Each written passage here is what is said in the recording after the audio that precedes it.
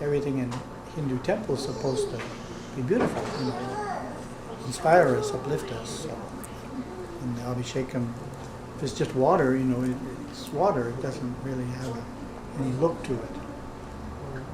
Also, you need to offer something which has prana, something that's a live food is always offered.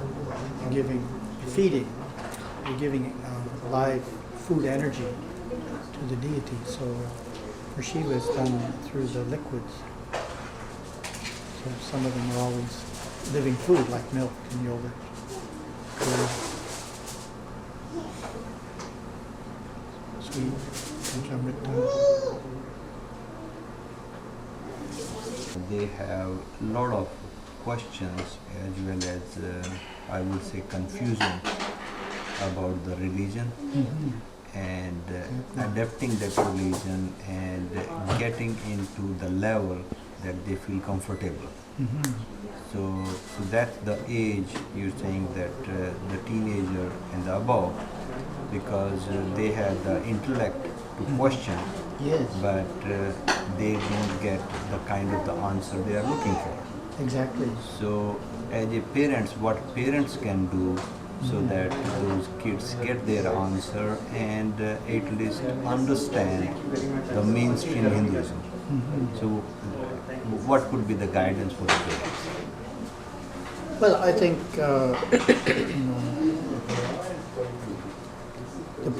first point is, the point you're making is parents need to be aware of the need.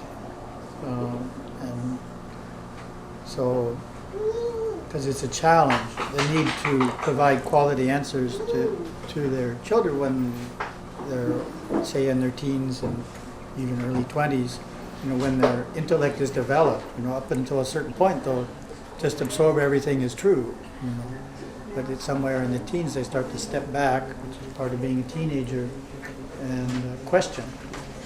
And if those questions aren't answered well, then they have doubts about Hinduism and are not motivated to practice it because they have non-Hindu friends too, and their non-Hindu friends aren't going to the Hindu temple. So friendship is a factor in what you feel like doing. So the first point is to realize that that's going to happen. It's part of raising children in North America. It's true both in true raising children in Western countries. I mean, it's true in Europe and Australia and New Zealand just as well. And all Western countries have similar issues. So it's to have a source of knowledge. For example, this is a good book to answer questions. It has what we call 10 questions in it, which is also a supplement that's getting passed around. These 10 questions actually come from the Lamont Temple here. The youth group many years ago asked for help. They said, help, we need some answers. And so we developed, at that time there were 9 questions. We developed answers for the 9 questions, sent them back to them, and we added a 10th question on caste. And so these are questions that come up in both from inquisitive fellow students in school, sometimes from teachers, as well as from students trying to give you a bad time. Perhaps they're Christian fundamentalists trying to make you doubt your Hinduism and join their religion. So different kinds of sources of questions teenagers will face. So they need quality answers, and so we have them. We're not trying to say these are the only answers, but these are the common questions. Why does Hinduism have so many gods? Why do Hindus worship cows? What about the caste system?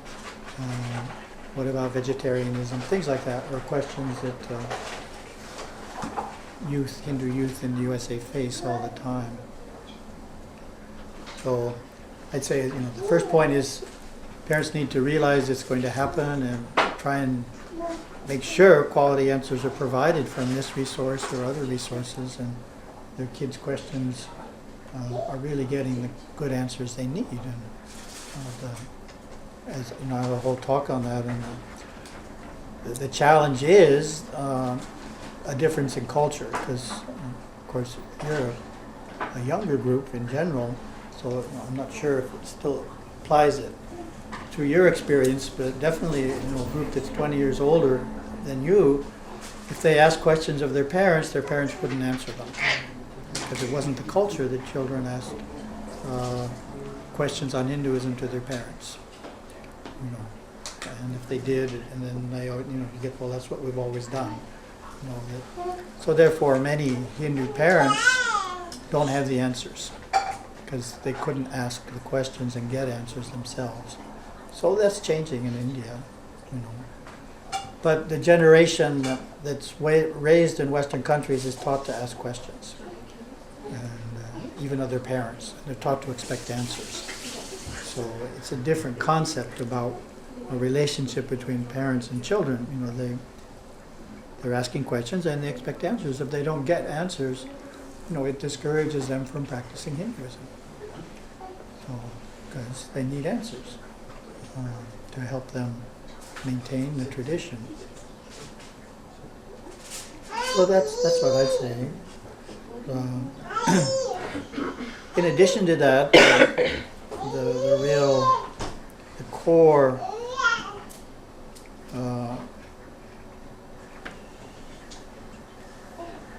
strength in helping children grow up as strong Hindus is some kind of family practice. You can't replace it. We know we had an experience in Singapore whereby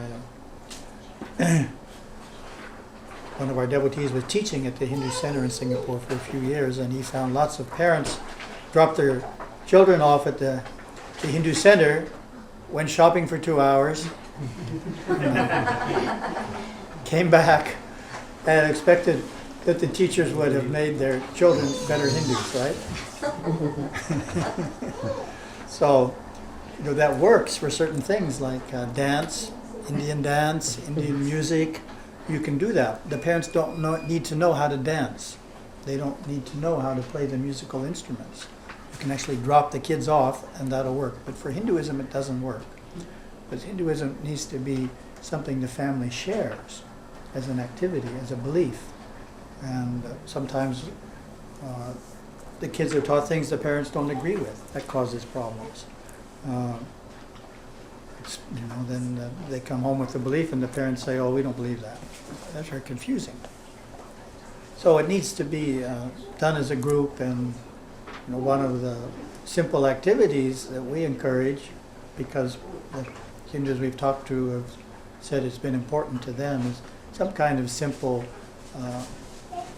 family ceremony in the shrine room, in the home shrine, or even if it's just 5 or 10 minutes. It doesn't have to take a long time. But, some activity where the parents and the kids worship together in the home. Nothing replaces that in terms of Hindus growing up in this country as strong Hindus. So the need for the parents to be involved is being realized by more and more institutions, and we know, for example, some Chinmaya groups that won't accept the kids into the Bala Vihar group unless the parents enroll in the adult class, because they've had this problem. They want the whole family to be learning. Other institutions, they have the adults and the kids do some things together and then split up and do other things separately, but they want the parents there as well. So for the parents to realize that they can't farm this responsibility out. They have to be the ones to instill Hinduism into their kids. It doesn't take a lot of time. It's more a question of just answering key questions and trying to integrate Hinduism in some way into the family routine in a simple way, depending on your own beliefs. Those are the kinds of things which make a difference in terms of the result for Hindus born and growing up in this country. How much interest they'll have in Hinduism as an adult.